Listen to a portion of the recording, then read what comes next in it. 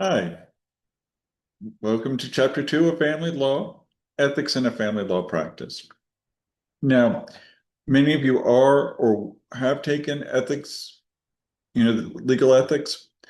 It's not like there's something separate for family law, but there are different ways of it's being applied. And it's a good reminder for anyone. So, ethics. A better name might be professional responsibility, but when it's written up in the law, it's called legal ethics. So, ethics. Rules or standards of behavior to which members of an occupation, profession, or other organization are expected to conform. Ethical guidelines for paralegals. This is just a summary. Always disclose your non-attorney status. You cannot accept cases or set fees. That's what the attorney does. Do not share a fee with the attorney. The attorney gets paid and then pays you a salary. Okay, they can give you a bonus too, but they can't share a fee. Do not accept anything of value for referring client. You don't get a finder's fee. Maintain confidentiality. Avoid conflicts of interest. Maintain your competence. Abide by the anti-contact rule. The anti-contact rule is if you know someone is being represented by an attorney, you do not discuss legal matters with them at all. Avoid improper solicitation. Don't go looking for clients for your attorney and then offering them things in return. Avoid the unauthorized practice of law. This comes up all the time in the court cases because it's so important. You are not an attorney. You cannot give legal advice.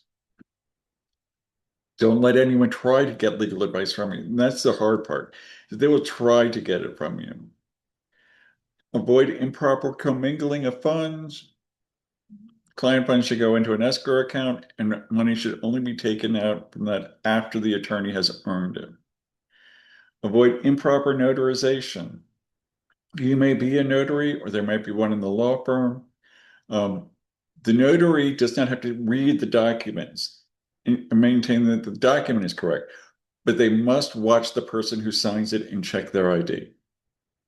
You cannot take someone's word for it that someone else saw them. You personally have to see them with your own two eyes.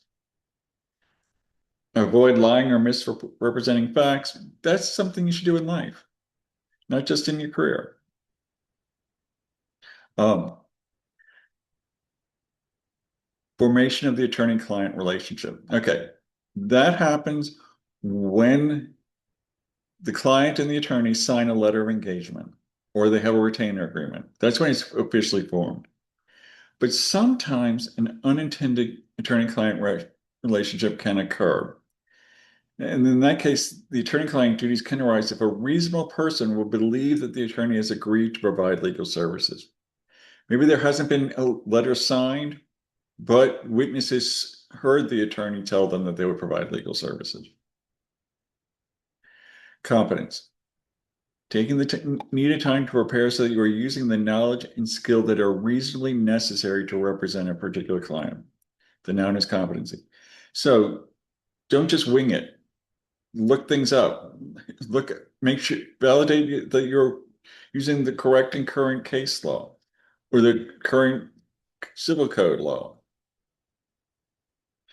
Digital competency, um, attorneys and so in relation, paralegals must keep abreast of the benefits and risks associated with relevant technology.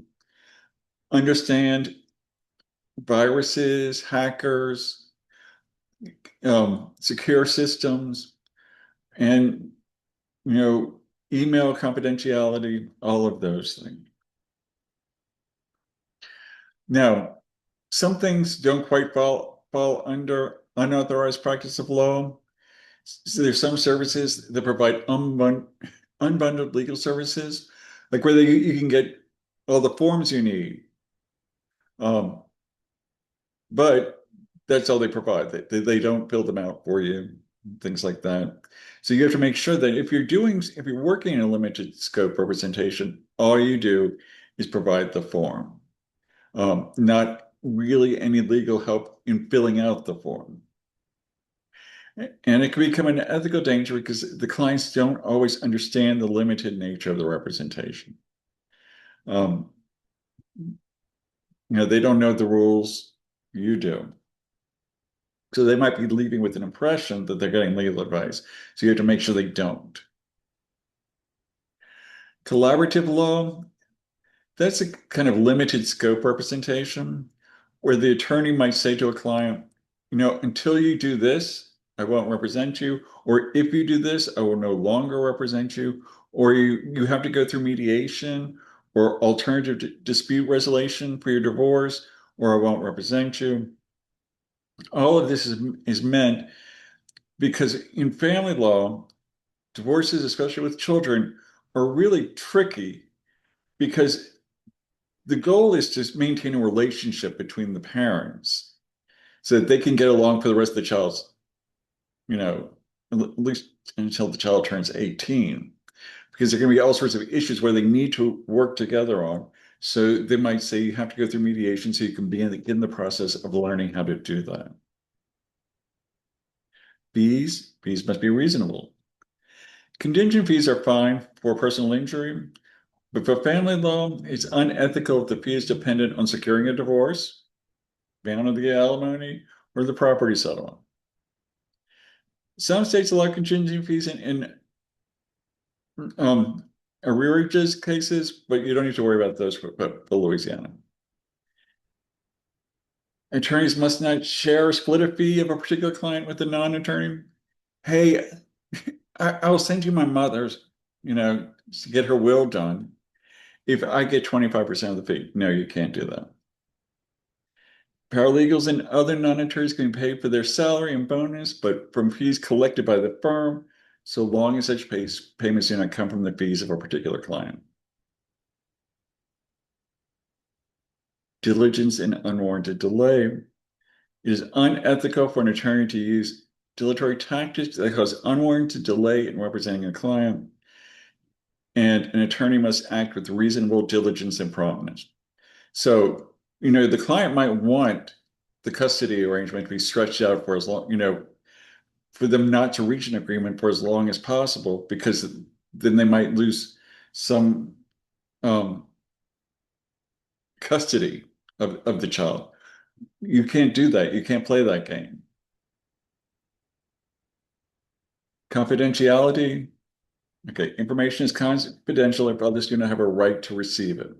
Even if you think they already know it, or they make it sound like they already know it, or even if they do know it, you cannot discuss it. The exceptions are really safety issues.